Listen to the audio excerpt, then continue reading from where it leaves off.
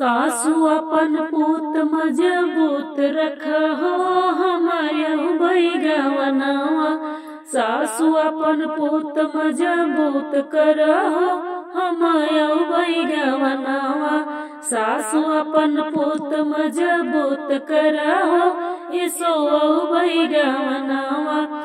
जाई कहो हमरे बारे ससुर जी से, जाई कहो हमरे बारे ससुर जी से।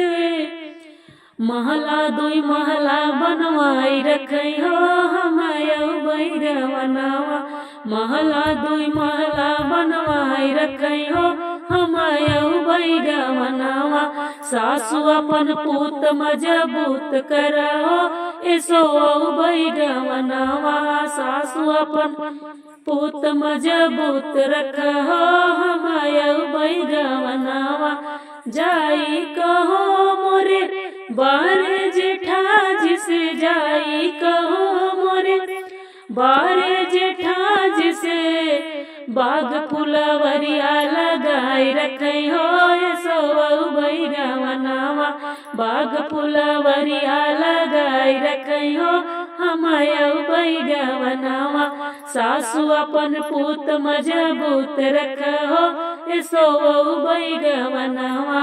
सासु अपन पूत मजबूत रखहो इसो बैगवनवा। जाई कहो मोरे लहुरा देवर से, जाई कहो मोरे बारे देवर से। महलों में खिड़की लगवाई रखई हो इसो बैगवनवा।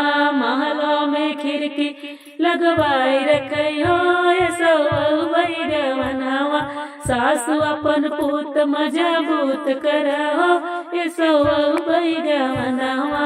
सासु अपन पूत मजबूत रखहो इसो बैगवनवा।